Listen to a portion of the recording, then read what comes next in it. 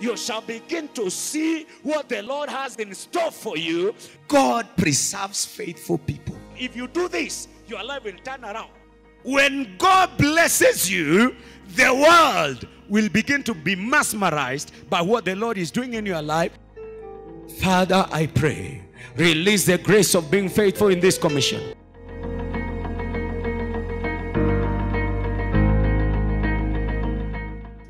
Making God's will your will. Making God's will your will. And our key verse is Ephesians chapter 5 verses 15 to 17. Ephesians chapter 5, beginning verse 15 to 17, where the word of God says, "See then that ye walk circumspectly, not as fools, but as wise, redeeming the time, because the days are evil. Wherefore be ye not unwise, but understanding what the will of the Lord is." God does not want us to be unwise. He wants us to understand what the will of the Lord is. And I took a lot of time showing us the conflict that is existing between God's will and man's will. I shared that. I don't have to repeat that, because you can still find that on our Facebook platform. You can find that message. But for now, I would like to build from there and take us deeper under the subject, God's will is conditional. God's will is not automatic. It does not happen automatically. It is conditional, and that is what I'll be sharing with us today. And this is where we will be able to know why the will of God is not happening in many people. We will be able to understand what are the reasons, what makes the will of God not to come to pass in someone's life. For instance, we all know, according to 1 Peter chapter 3, that it is God's will for everybody to come to repentance. 2 Peter chapter 3, beginning verses 9. The word of God says, 2 Peter chapter 3, verse 9, "The Lord is not slack concerning his promise, as some men count slackness, but is long-suffering to usward, not willing that any should perish, but that all should come to repentance." So God's will is that all should come to repentance. Now, question: have all people come to repentance yet? What are they waiting for? Yet it is God's will that all people come to repentance. It is God's will for you and I to live a healthy life as well as a prosperous life. That John verse 2. "Beloved, I wish above all things that thou mayest prosper and be in health, even as thy soul prospereth." Oh, that is revealing God's will, that you should be healthy, that you should be free from sickness, from diseases, from pandemics and endemics and every other kind of disease. The provision has been provided for us to be healthy. But is everybody that is born again healthy? It is God's will for you and I to prosper. But is everybody prosper? Aren't you struggling with school fees, with capital, with building, with investments and all that? Why? We need to understand that God's will is conditional.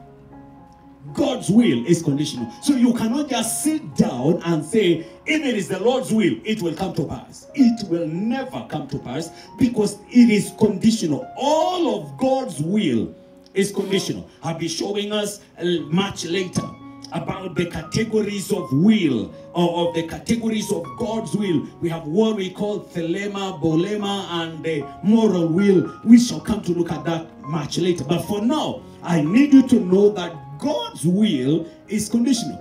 God may be willing for you to get married, but he will not marry you. You got to move out and look for a human being. God could be willing for you to prosper, but you will not be prospered while seated. God is willing for you to cause generational impact, but you cannot make it happen in bed. We must understand that God's will is conditional. And once we understand that, then we can now begin to want to know what is making the will of God in our life not to come to pass. I'll show us 3 primary reasons.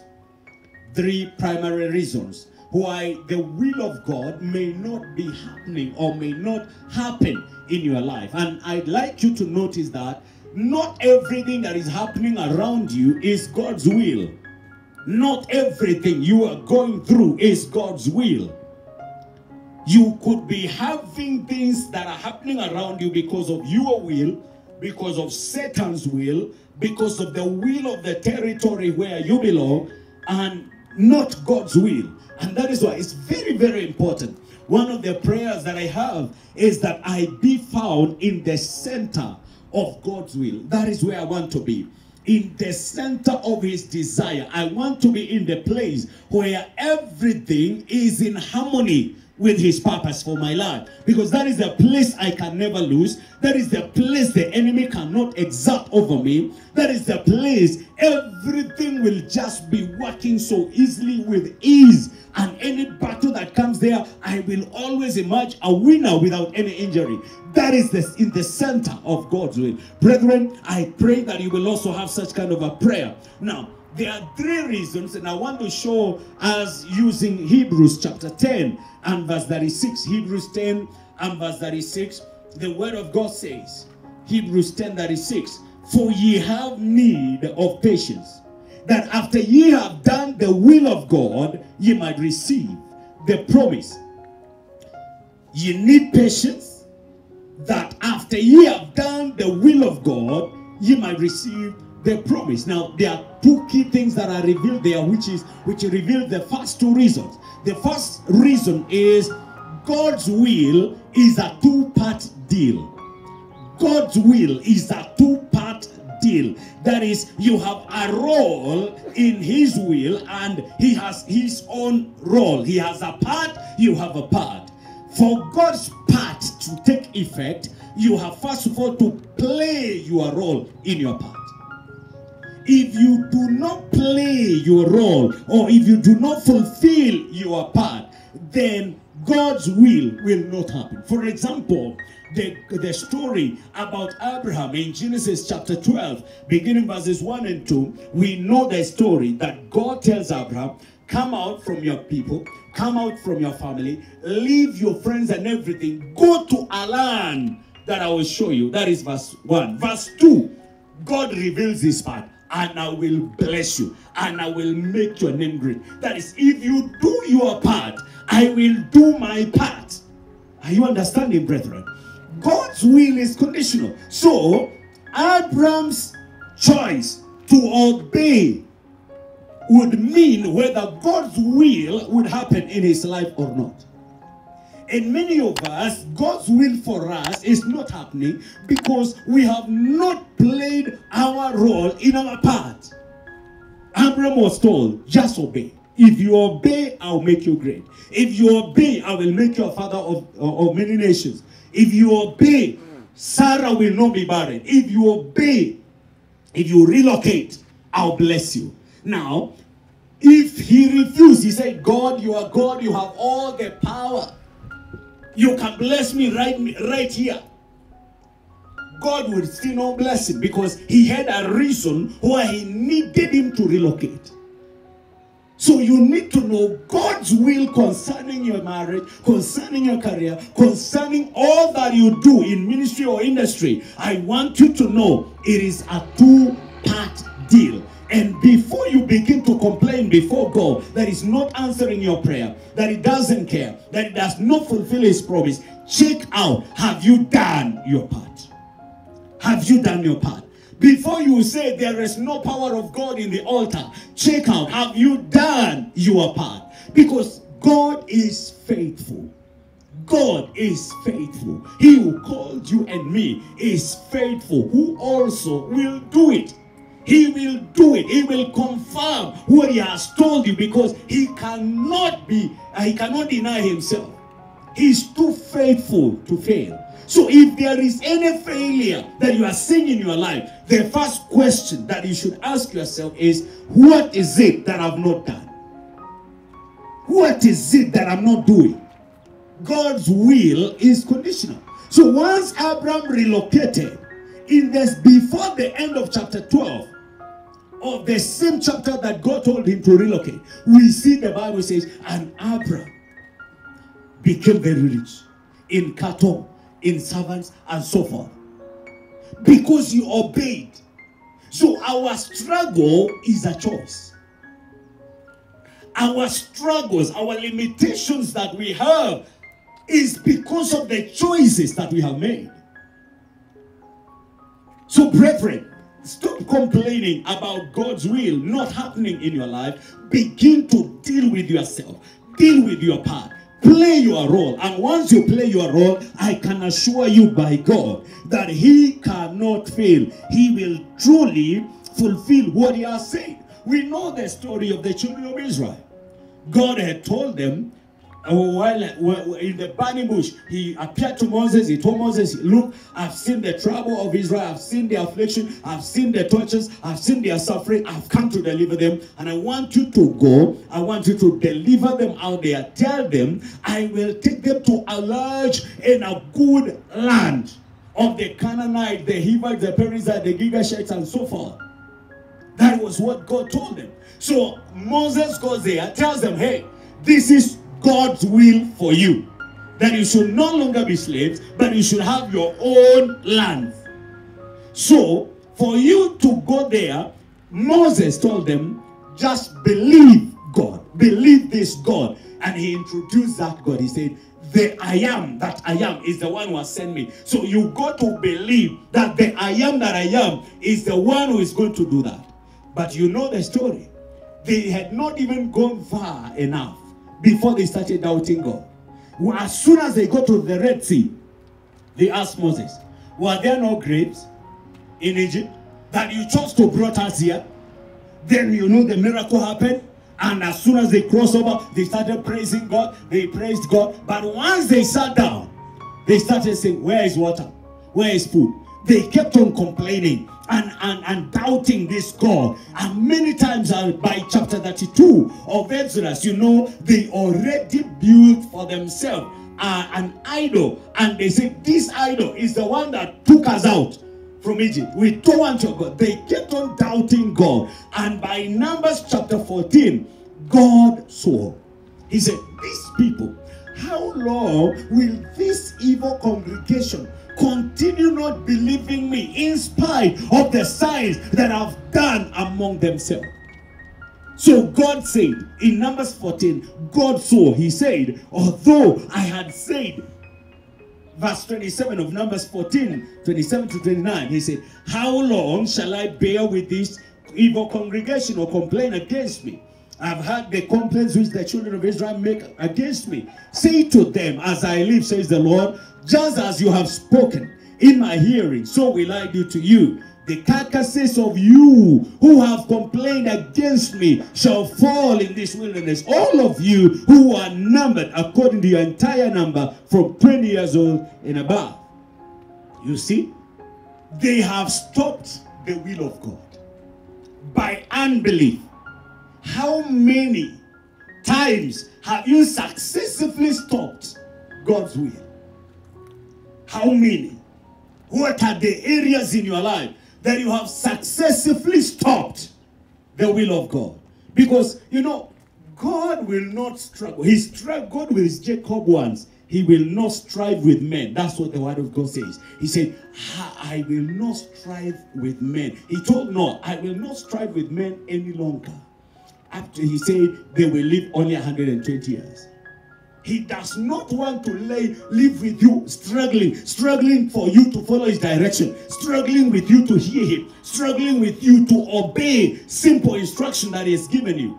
Brethren, know that God's will is conditional. So the children of Israel, most of them died. Actually, nearly everybody that was from 20 years and above, they all died in the wilderness, and they had to roam around for 40 years so that they can die. Can you imagine? God was just taking them around, waiting for them to die. When all of them died, except Joshua and Caleb, now God said, now all the wicked and believing people are dead. Now we can move on. Could it be you have been delayed somewhere by your unbelief, and God is waiting for you to change before you can inherit the promises that he has made in your life? God's will is conditional. God's will is conditional. Once you understand this, you will never blame God for anything in your life. You will always confront yourself. And that's how I live with myself. Every time I see something is not working out, the first culprit is myself. I look at myself and there's something I'm not doing. There is something I'm missing. I must get it. There is an information that I don't have. There is an action that I need to take. Brethren, please watch out. God's will is two-part deal. You do your part and he has no problem doing his part. He says, give, then he will make men to give you. Until you give, you don't qualify to receive. He says, give your 10%, then he will rebuke the devourers. It is not your part to rebuke the devourer. Your work is to pay your tithe. Then it is his part to rebuke the devourer and to release a blessing that you will not have room enough for what he has given you. So until you do your part, he cannot do his part. Hallelujah. So we are to blame, in short. We are to blame for our situation. You are to blame for whatever it is that you're going through. And instead of feeling sorry for yourself, just confront yourself. Begin following. What is the condition that I need to fulfill? One of the most important things in learning and understanding mathematics is understanding the formula. Once you understand the formula in mathematics, you are guaranteed an answer. Once you get the formula, it is almost a guarantee that you will get an answer. If you do not understand what pi r squared works, if you do not understand calculus and the formula, the Pythagoras theorem and all that, if you do not understand, you will be wondering, what is the teacher saying? You'll be given a simple sum. You'll be the kind that you are told x plus y equals this. Then you're told find x. Then you draw a cartoon pointing where x is. Because you did not understand the formula. We must understand that in God's will, the formula is do your part. Then he will do his part. As simple as that. You know, Hezekiah was about to die. He had a terminal disease. A terminal disease. The man of God came to confirm it was terminal. He told him, just organize yourself. There's no need for me to pray for you. You are going to die. But Hezekiah knew that God had promised that those who serve him, they will fulfill their days. In Exodus 25:26, he had said, in 24:25, yeah. Exodus 25:24 and 26. Yeah. So the Bible says, you shall serve the Lord your God. He shall bless your bread and your water. He shall take away diseases from you. None shall miscarry, none shall be barren. And the number of your days you shall fulfill. And then his days are being cut. He just reminded God, God, have you forgotten? Remember, I told you. Remember, when the children of Israel were following other gods, I am the one who stood ground and told them that you are trustworthy. Have you forgotten? And before Isaiah could get home, God told him, hey, go back, go back. I was about to go against my will. And he went back. He told him, 15 more years. 15 more years. So not every death is God's will.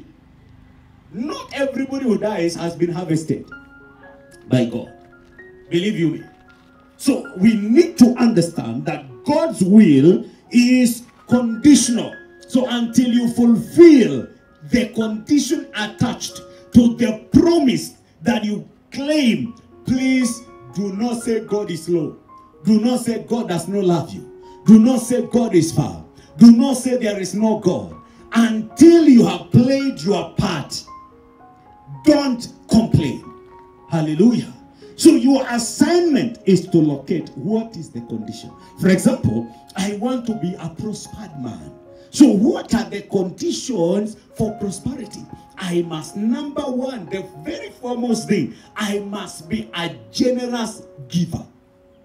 Number two, I must be a hard worker. I must work hard. Must be grateful. You know, all these things, they are conditions attached to every promise. So if you are busy saying, I claim this promise, I claim, before you claim, fulfill your role. It will not happen because you claim. It will happen because you have done your part. Hallelujah. Please do your part. Say, I will do my part. One more time, I will do my part. The number two condition, remember, brethren, these three reasons that I'm giving you, they are the sum total of why God's will is not happening in your life. So evaluate yourself against these three reasons. So the number two is very, very important. Perhaps you have already done your part. You are there, you're telling me, Apostle, I've already done my part. I'm wondering, what else am I supposed to do? Why is God still not acting? This could be the second reason why God is not acting, and that is timing. God's will has a timeline. God's will has an allocated time, has a specific moment called appointed time. There is what we call chronos. Chronos is time as we know it. That is seconds, minutes, hours, days, weeks, months, years, decades, centuries, millennia, and so forth. That is chronos, the chronology of time. But in that chronos, there is what we call kairos. Kairos is a moment inside chronos. God selects a week. He selects a day. That is the appointed time. The day that you will meet an opportunity that will give you fortune. God selects a particular year. That is the year you will totally forget your tears. Now, once that time is set, it is upon you to make sure once you do your part, you have fulfilled your condition, you be sensitive to discern your moment. You be sensitive to discern your moment. Jesus said that the Pharisees would be able to look at a fig tree and would be able to say it is going to rain, and truly it would rain. You must have the spiritual capacity to discern your moment, so that if you are out of season against the will of God, you can deal with the forces that have been programmed to ruin your season. Are you hearing me? Yeah, it's very important to know there is what we call appointed time. Because in Ecclesiastes 3 verse 11, Ecclesiastes 3 and verse 11, the word of God says, He has made everything beautiful in His time. He makes all things beautiful in His time. When you are within His timeline, struggle is eliminated. When you're within God's timeline, fruits are inevitable. When you are within the timeline of God, things just happen like as if there is some divine lubrication to make everything work for you. And that is why if you have done your part and nothing is happening, believe you me, maybe you got now to be waiting for that season, for that moment. Hallelujah. You got to wait for that moment. Just as the athletes, they do the training, they practice and so forth, then they get into the field and they are told, get set, and then before they go, they must be very, very keen to hear the gun. Because if you run before the gun, then you're running in vain. You got to be in sync. Yeah, you must be synchronized with the gun. If you jump before, you still be recalled again. And many of us, I think we have ran before, and we are wondering, how comes I'm number one and I'm not getting rewarded? You are tired, you have ran, you have done your best, nothing is happening. Maybe you have outran the gun. You need to go back and synchronize yourself with the season. with the season. I taught us another day that our life and destiny is interwoven with the seasons. There are seasons where God will be dealing with you. There are seasons of abundance and plenty and achievement. There are seasons of difficulty. There are seasons that God will appear to be asleep, and you must be sensitive, because in His time He makes all things beautiful. If you go and take an unripe mango, it will not ripen because you have picked it. You have just come early. If only you waited a bit, you'd have enjoyed the sweetness. But because you came early, you have to fight with the bitterness. Many people who are bitter in life, they have messed up with timing. They have messed up with timing. If an expectant woman goes to labor at 3 months, the first trimester, and says, I've been pregnant for the last 3 months and I'm ready to deliver, I cannot wait to hold my baby, what do you think is going to happen? I mean, the maternity is there, the midwife is there, the pregnancy is legit, and she's ready. The baby showers have been bought and everything required. Do you think the baby will come out? If that baby comes out, she will lose it. There is what we call timing. There is what we call timing, brethren. What you call late may not necessarily be late before God. Oh, you didn't hear me. Some of you are getting angry at me, but I really mean it. What you consider late may not necessarily be late before God. Sarah had to wait until over 80 years to get a son. Waited 25 years. You have only waited a few years. She waited 25 years. Rebecca waited 13 years. Joseph waited 13 years to get out of prison. The same case with David. He had to wait 13 years to become the real king of Israel. There is that moment where, brethren, we must have need of patience. That is what the word of God has said. That you must have patience after you have done the will of God, so as to inherit the promise. So you get it? You do your part, then patience, then promise. It is just so important. So timing is so important. I used to struggle many times, many years ago, about this particular guy that was by the pool Bethesda. He was an invalid, 38 years, waiting, and an angel would come every year, but his miracle will not be released. And I was wondering, what is happening? Then Jesus comes, heals him only, and leaves the rest.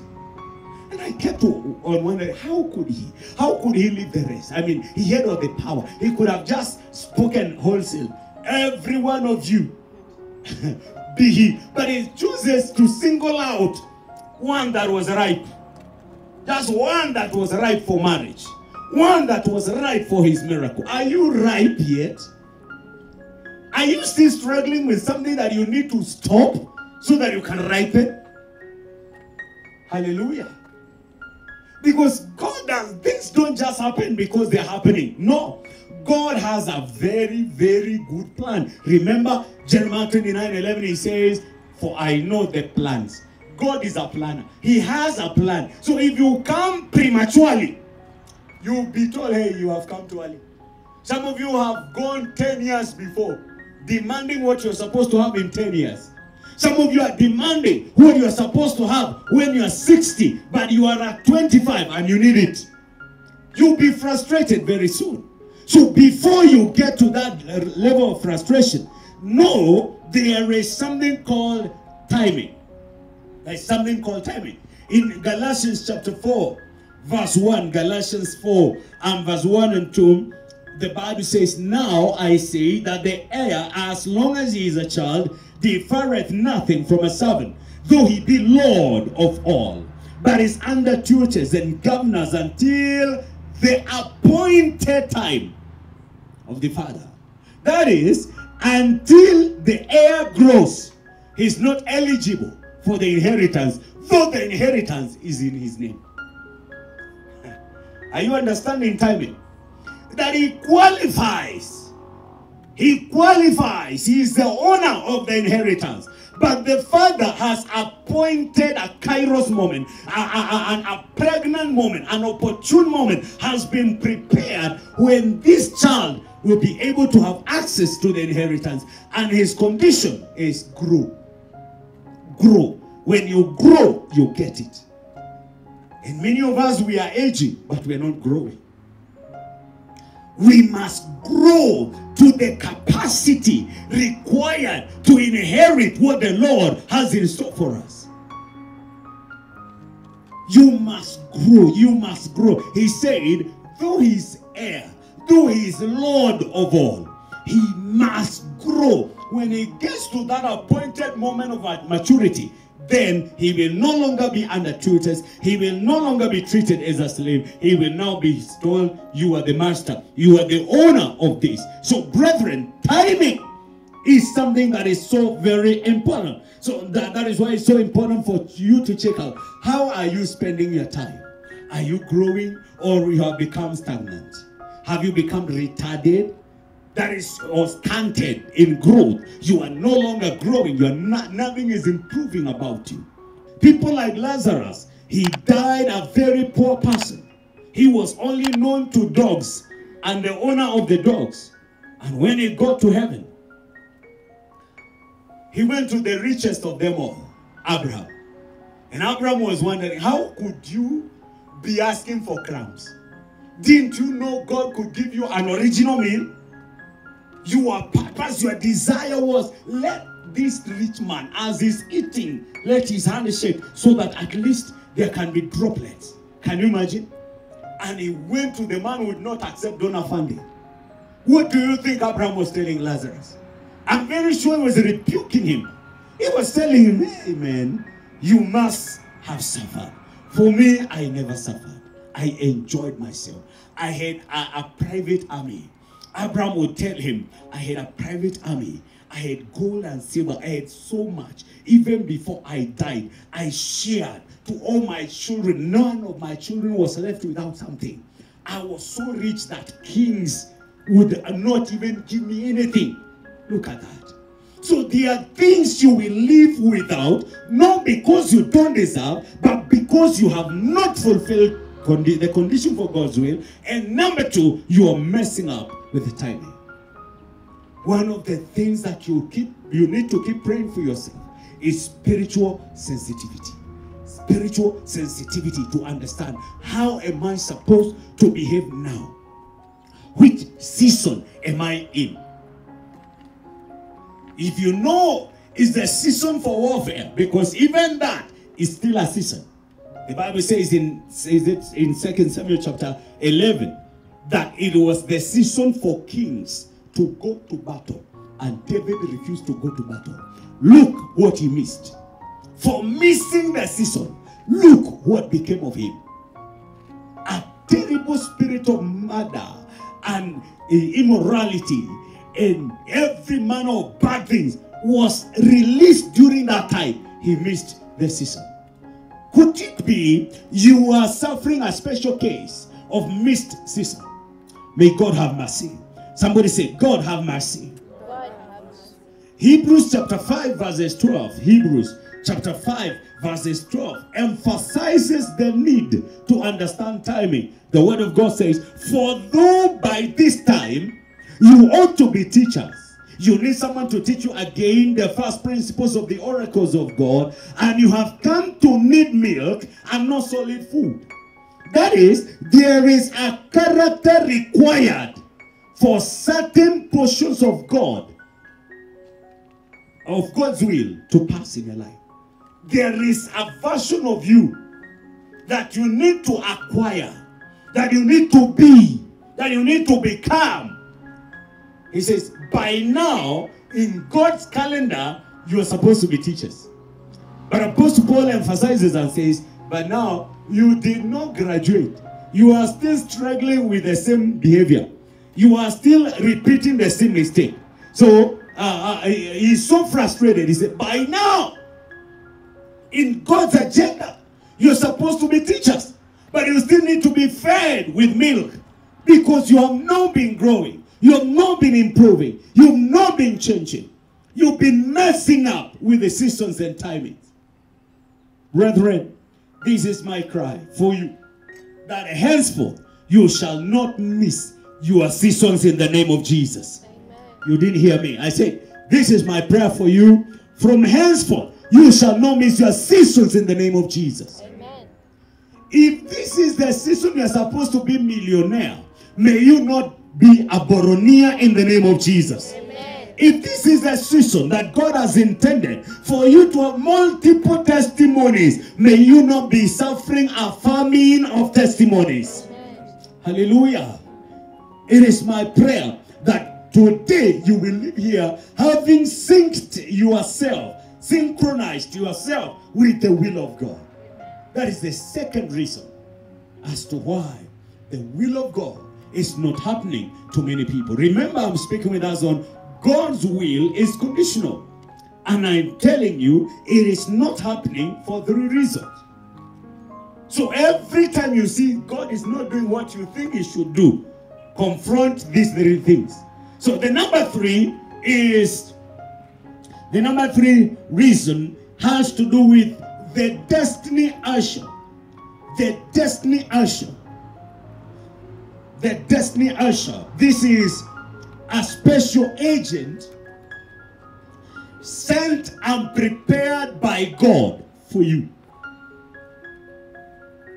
You have to meet this person, and not just meet him, you must hear him, you must obey him, or whatever he tells you, or whatever he does, you must meet him. God's will does not happen without involvement of special agents. It was God's will that Saul of Tarsus becomes an apostle. So a vision appears to him on his way to Damascus. He's blinded, but does not convert. He needs a special agent. So God tells him, go and ask for a man called Ananias. He shall tell you of what shall befall you. So he goes to Ananias, lays his hands on him. He is healed from blindness. He is filled with the Holy Spirit. He is taught. He is also hidden from dangers and so forth, and becomes a spiritual father of Paul after the conversion. God does not do things without special agents. He tells the children of Israel after Moses dies, he tells Joshua that you are the one that will make these people inherit the promises that I told them. You. So Joshua gets busy, fights kings and kingdoms, gets territories, and begins to allocate one after the other. He shares the inheritance. He makes the promises that God had given those people to come to pass, except for several people. One of them is Caleb. In chapter 14 of the book of Joshua, Caleb, remember, was a colleague of Joshua, but he did not know when God made Joshua a special agent. So he continued to relate with Joshua as a colleague, as a fellow spy, as a fellow veteran who came all the way from Egypt. Remember, everybody their age had died in the wilderness except the 2. He just missed out. He did not know when God told Joshua that my servant is dead. Now you are the one that I've selected. He did not know the spiritual dimensions that were rearranged and reprogrammed that day in the life of Joshua. So for 45 years, Caleb was a squatter in the promised land. When he was 85, he realized that everybody who got anything, they had to go through Joshua. So he comes back. Now, this is almost funny. Joshua, let me read this for you. It's a long read, but you will like it. Joshua chapter 14. Look at what he has now come to Joshua, and he says, Then the children of Judah came unto Joshua in Gilgal, and Caleb, the son of Jephunneh, the Kenizzite, said unto him, Thou knowest the thing that the Lord said unto Moses, the man of God, concerning me and thee in Kadesh Barnea. 40 years old was I when Moses, the servant of the Lord, sent me from Kadesh Barnea to espy out the land, and I brought him word again as it was in mine heart. Nevertheless, my brethren that went up with me made the heart of the people melt. But I wholly followed the Lord my God. And Moses swore on that day, saying, Surely the land whereon thy feet have trodden shall be thine inheritance, and thy children's forever, because thou hast wholly followed the Lord my God. And now, behold, I like this. And now behold, the Lord has kept me alive, as you say, these 45 years, even since the Lord spake, ever since the Lord spoke this word unto Moses, while the children of Israel wandered in the wilderness. And now, lo, I am this day 85 years old. As yet I'm strong as this day as I was in that day that Moses sent me. As my strength was then, even so is my strength now, for war both to go out and to come in. Now therefore give me this mountain, whereof the Lord spake in that day, that thou hadst in that day how the Anakims were there, and that the cities were great and fenced. If so be the Lord will be with me, then I shall be able to drive them out, as the Lord said. Look at verse 13. And Joshua blessed him, and gave unto Caleb, the son of Jephunneh, Hebron for an inheritance. He wasted 45 years not recognizing that he was face to face with his destiny usher. He was supposed to have been enjoying the blessings of God in his life for 45 years. But in the meantime, because of being casual, because of being familiar with his destiny usher, he lived a life, a forgotten life, as far as blessings and inheritance was concerned.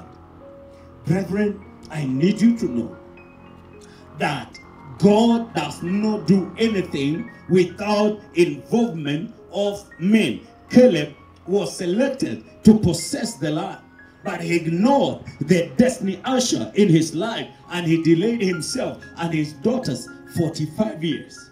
45 years. I believe you also remember the story of Moses. The story of Moses. God revealed Moses to Israel at 390 years.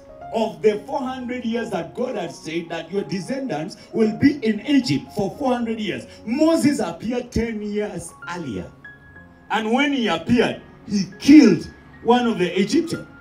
But the following day, they called him a murderer. And their destiny usher ran away for 40 years. And God's promise of 400 years could not happen. The difficulty of God preparing Moses to go back delayed them 30 more years. It is your assignment to understand that God's will is intertwined with special agents called destiny ushers. These are the people, when you meet them, they have the knowledge, they have the grace, they have the anointing to destroy things that have been too much for you. They can make a path for you. They can do things that will suddenly make your life easier. If you do not recognize them, you continue struggling. You continue as a vagabond in the world of the spirit. You will not be able to achieve. You will end up being like Hebrews 11:13 that speaks about people who die not having received the promise, but they have the faith and they could only see their promises from afar. You don't need to die like that as long as you encounter these special agents that I'm calling destiny ushers. So you see, Jesus referred Saul to Ananias because he knew that God's will could not happen without the involvement of man.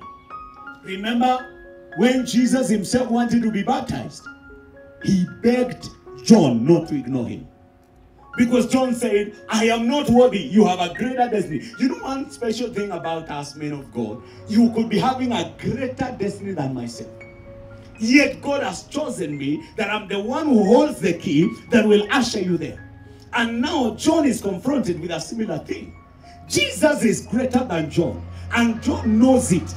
So he says, I am not worthy even to touch your shoes. I am not. Why should I baptize you? And you know, Jesus begged him. He told him, please, suffer it not to be so. Sweet, for it must be that we fulfill all righteousness. He was telling him, please don't ignore me. If you ignore me, I will not be what I am meant to be. But look at how we relate with members, especially in church. Look at how members relate with the man of God. They think this is an idler who has crammed and memorized scriptures. They have never understood that ours is not a choice. Ours is a calling. Ours is not an option. Ours is a prefabrication by God. God has made me who I am today for someone. I am not called for everybody in Kenya, but there are people in this world whose destiny must unlock after they meet me. Did you hear me? So it is your assignment to always remember that and make sure it is bad. It is a lack of wisdom to ignore these gatekeepers of your life. It is a lack of wisdom for you to take casually these people who carry serious spiritual endorsement. If they endorse for your blessing, your blessings come. If they endorse your children for greatness, your children become great. You must not underestimate the value of these special individuals. It is Isaiah 32 and verse 2. Isaiah 32 and verse 2. It says, and a man shall be as an hiding place from the wind. A man shall become a hiding place from the wind, and a cover from the tempest, as rivers of water in a dry place, as the shadow of a great rock in a weary land. God is saying, a man shall become a great rock. If you go there, you are safe. And that is why I told you sometimes, there is no witch who can successfully bewitch a son and a daughter connected to the grace upon my life. It just depends whether you are a son or a bastard in the house.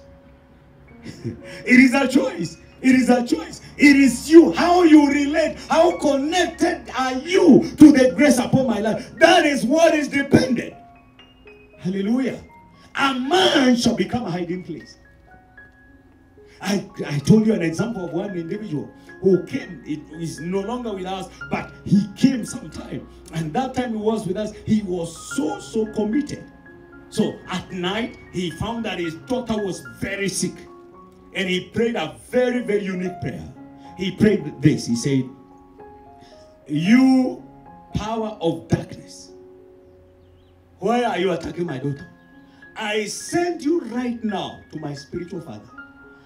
After you conquer him, come and attack my daughter. The thing left. The daughter was recovered instantly. Early in the morning, I was in the office, and this brother comes. He says, sir, are you okay? And I was wondering, what kind of a question is he asking? Are you okay? I told him, of course, what is wrong? He told me what he said. He said, there is something that attacked my daughter. I sent it to you. I think it did arrive. Yes. That is how you work out.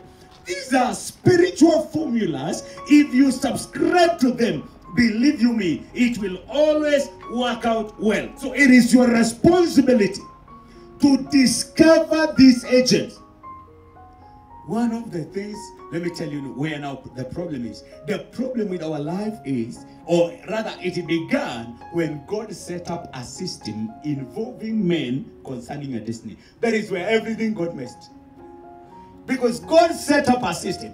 He said, I will select a few men. He gave gifts among men, some apostles, some prophets, some teachers, some evangelists, and some pastors. And all these, they are working towards bringing you to the full measure and stature of Jesus Christ, so that you are equipped for ministry, you are not tossed to and fro and so forth, and the promises of God come to pass in your life. And that is where the problem began, because men, we like comparison.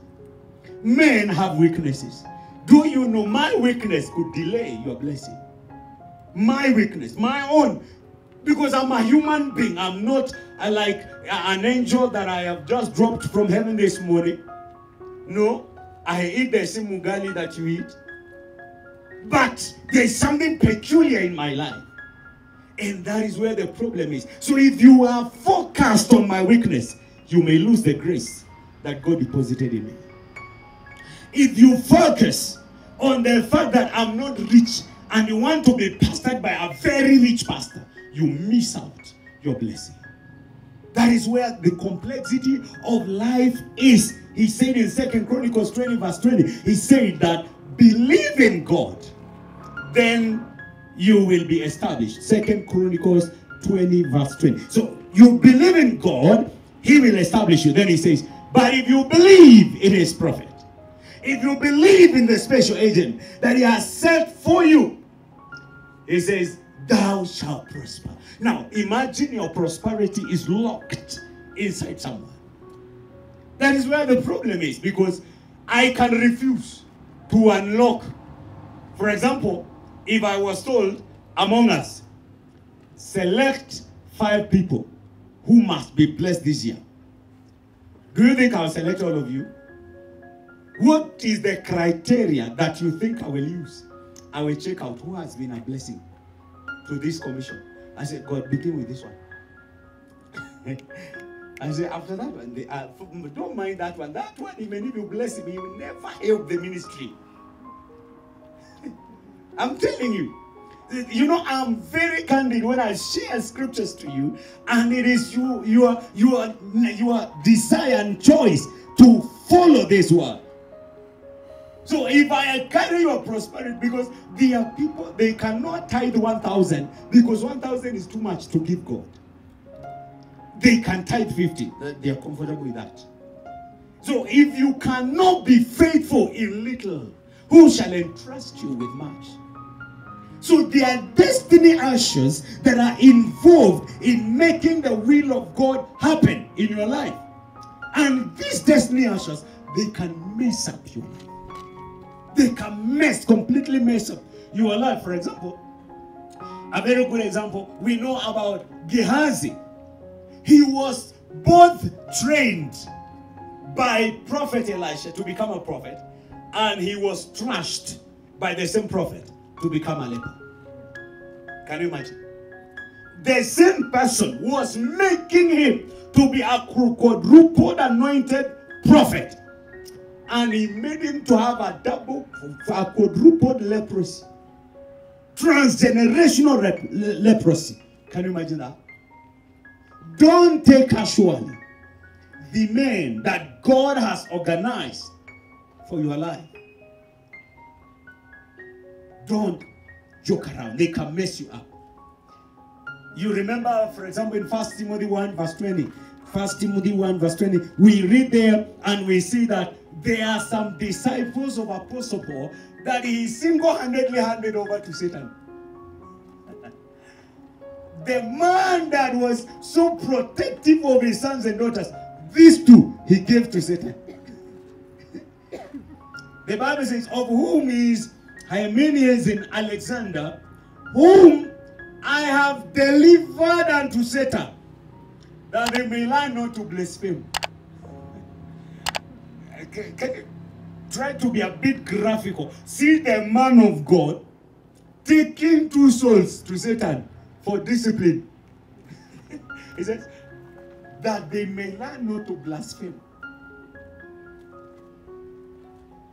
Then there is this Alexander. Alexander was a troublesome man. In 2 Timothy chapter 4 verse 14, 2 Timothy 4:14, there is another man called Alexander the coppersmith.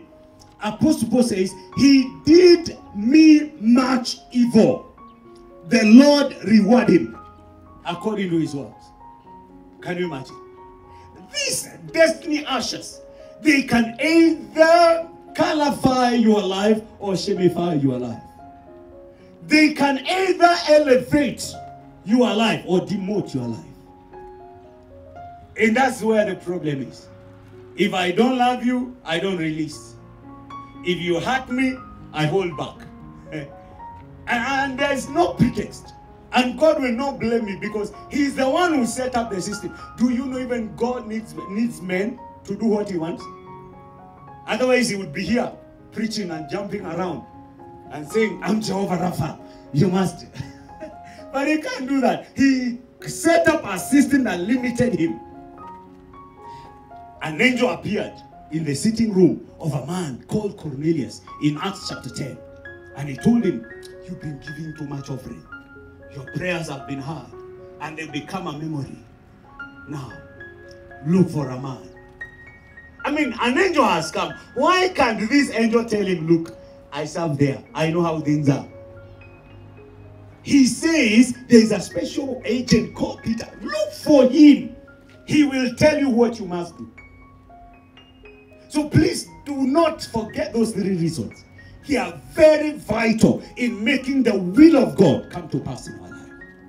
You want to enforce the will of God in your life, watch out for the condition or the part that you're supposed to play in for God's part to happen. There are so many things I've taught on that. You can get them on CDs, on messages, and even the books that I've written by the grace of God. You can find so much of that. But it is my prayer today that any one of us that has messed up seasons, any one of us that have just been saying, if the Lord is willing, it will happen. Know that that is a story of a lazy person. An idler, a lazy person. Somebody that will not receive anything from God says, let the will of God be done. It cannot be done because there is what you must do for it to be done. I want us to stand before God today and make a prayer. You have known what has been fighting God's will in your life. You have known where you're missing it. Now, pray for yourself. Lord, I have known that I have not been doing what I ought to do. Beginning now, give me grace. Give me grace to obey. Give me grace to do what I ought to do. I want to fulfill my part before I complain, before I grumble, before I riot. Father, give me grace. Go ahead and pray for yourself. Go ahead, pray for yourself. Have you been rioting before God? And now, by the grace of God, you have received the truth that has set you free.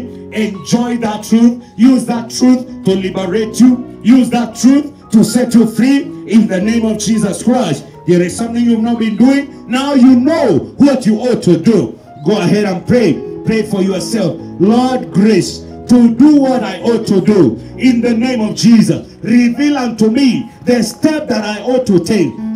Reveal unto me the door that I need to knock. Reveal unto me the action that I need to put in play. By your help today, in the name of Jesus. Oh God, go ahead and pray for timing. Lord, open my eyes, open my ears, grant me spiritual sensitivity to discern times and seasons. Oh Lord, grant me understanding to understand my season so that I don't miss it out. In the name of Jesus, pray for yourself that you shall be in synchrony or be synchronized with the will of God. You'll be in harmony with the seasons that God has prepared for you. For in His time, all things become beautiful. In the name of Jesus, pray for yourself regarding your connection to your destiny usher. Have you casualized the connection? Have you become too familiar with the connection? Who is that individual? Who is that person? What is that altar that I must be connected to for my life to be unleashed? Oh God, help me today. Help me today. I want to make your will my will in the name of Jesus Christ. Holy Lord, have your way now. In Jesus' wonderful name I pray. One more time, pray this prayer. Lord, not my will, but yours. That is what I crave. Your will. Go ahead and make it your prayer. Not mine, oh God, but yours is what I crave for. I crave for your will in my family, in ministry, in life. I want your will to take place.